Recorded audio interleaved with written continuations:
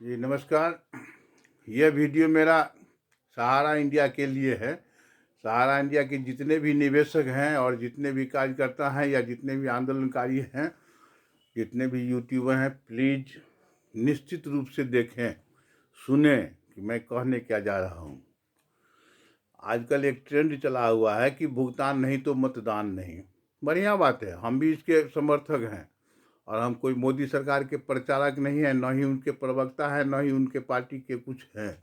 हम भी आप ही की तरह एक सामान्य नागरिक हैं और मेरा भी अधिकार बनता है कि मैं अपने बारे में या अपने संस्था के द्वारा ठगे गए सभी पीड़ितों के बारे में कुछ सोचें या कुछ बोलें। मैंने कई वीडियो बनाया भी है, बहुत लोगों ने उसे सराहा भी है, बहुत लोगों ने उसे थोड़ा निकृष्ट भी किया है, तो मुझे इससे कोई अंतर नहीं पड़ता है। फिर भी आज जो मैं वीडियो बनाने जा रहा हूँ, हो सकता है कि कुछ लोग ये समझ लें कि नहीं हम बीजेपी के दलाल हैं, तो ऐसा नहीं है। स्मरण करिए और स्मरण की करिए, हम भुक्तभोगी हैं। कम से कम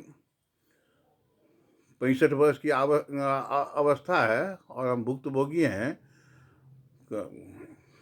लगभग 50-55 वर्ष के, कि उस समय में हमारे परिवार के द्वारा भी कुछ जमा किया गया था उस समय के नॉन बैंकिंग में, जो आज तक पैसा नहीं मिला। और 200 वर्षों का इतिहास है कि आज तक किसी भी बुरे हुए बैंक का पैसा नहीं मिला, खास करके नॉन बैंकिंग का नहीं मिला। तो 2019 में बीजेपी सरकार ने एक नियम बनाया कि भाई जो अगर लाइसेंस निर्गत किया जाता है और उसके नाम पर पैसा कलेक्शन करता है, तो इसमें साधारण नागरिकों का कोई दोष नहीं है।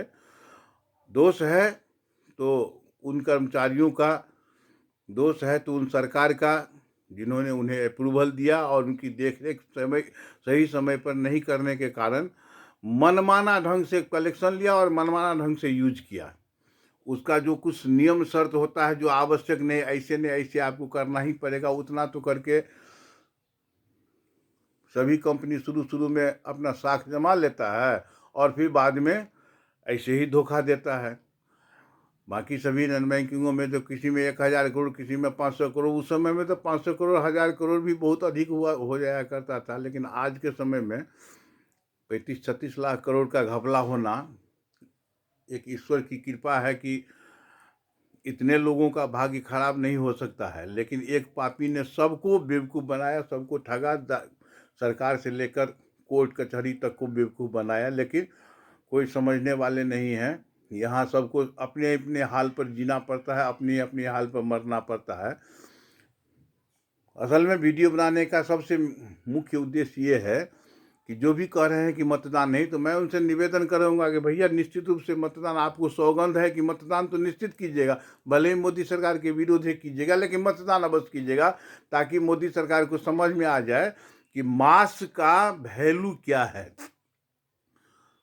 हर एक व्यक्ति को समझना चाहिए, चाहे वह न्यायालय हो, चाहे IAS IPS हो, चाहे कर्मचारी हो, चाहे प्रोफेसर हो, इंजीनियर हो, डॉक्टर हो, वकील हो, हर आदमी को जैसे इस मास का एक वजन समझ में आना चाहिए कि मास कुछ भी कर सकता है और कुछ भी करवा सकता है। सभी सरकारी तंत्र और न्याय तंत्र ही सब पर भारी पड़ेगा, ऐसा नहीं है। ये हमको दिखाना है कि नहीं, हमें क्या करना चाहिए। मैं सबों से आह्वान करता हूं कि भैया वो कम से कम उस आंदोलन को सफल बनावें और कुछ सहयोग तो निश्चित रूप से, मेरा बार बार निवेदन रहा है कि सहयोग तो निश्चित रूप से करें। जो उस आंदोलन में साथ हैं उनके लिए भगवान से प्रार्थना करें और उन्हें सहयोग करें। बहुत बहुत धन्यवाद।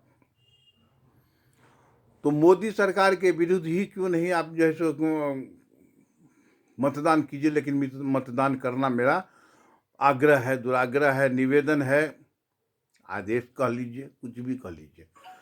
लेकिन एक बात का स्मरण अवश्य रखिएगा कि अभी जो हाल में सुब्रत राय मरा कि नहीं मरा, भगवान, हमको तो नहीं विश्वास है कि मरा है, फिर भी एक यही सरकार है जो आश्वासन दिया है कि हाँ पैसा का भुगतान होगा। कितना होगा, कब होगा का समय निश्चित नहीं हो पा रहा है। सीआरसी के माध्यम से कहा गया कि नहीं भाई 45 दिन में भुगतान हो जाएगा।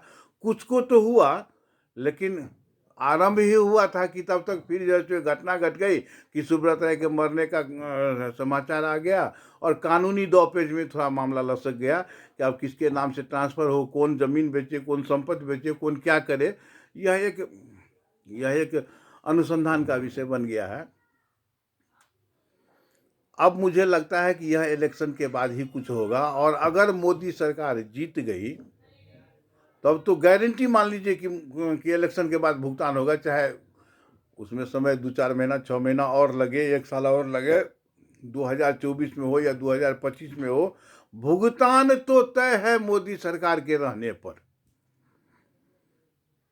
इसके बाद के सरकार, अगर मोदी सरकार के नहीं आने के बाद अगर कोई दूसरी सरकार आती है तो स्मरण करिए कि किस कंपनी का पैसा आज तक मिला है, जबकि उस कंपनी के डायरेक्टर हों, चाहे संस्थापक हों, चाहे कार्यकर्ता हों, मैनेजर हों, आरएम हो, रीजनल मैनेजर, जोनल मैनेजर, कोई भी हो, 2-4 महीना 6 महीना या 5 साल जेल में रहने के पश्चात आज तक किसी का कुछ रिकवरी नहीं हो पाया।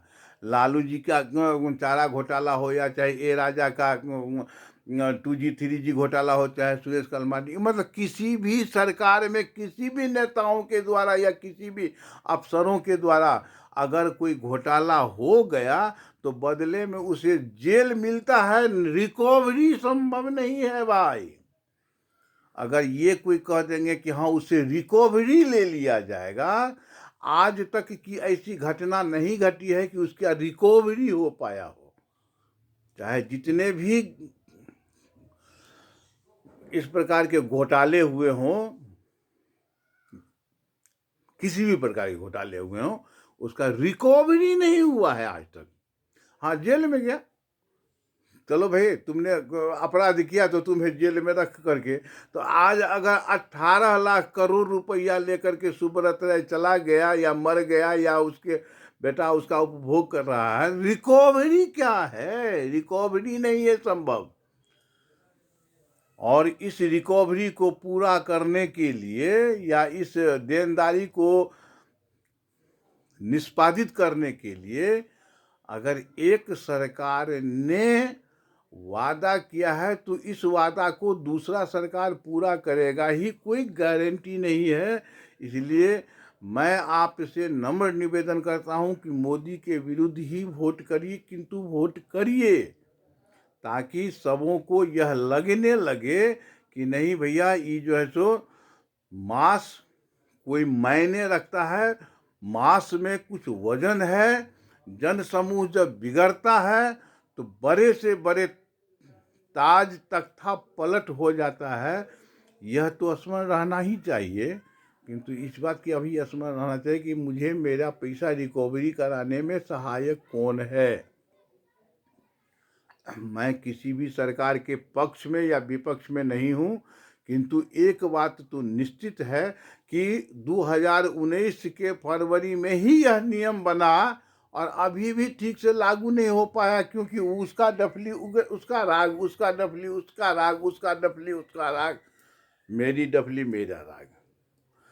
तो सभी अपने अपने डफली बजा बजा के अपना राग प्रस्तुत कर रहे हैं, लेकिन पैसा रिकवरी के लिए कोई भी सरकार नहीं, केंद्र सरकार को छोड़कर और कोई भी सरकार इसके लिए आगे नहीं बढ़ पा रहा है कि हमको कहाँ से भुगतान हो, कैसे भुगतान हो। हमारे नागरिक जिन्होंने हमें जिता करके यहाँ तक भेजा है उसके रक्षा सुरक्षा के लिए क्या करना चाहिए, किसी को कोई चिंता नहीं है। मैं इतना ही कहने के लिए ये वीडियो बनाया हूँ। बहुत बहुत धन्यवाद। जय हिंद, जय भारत, वंदे मातरम।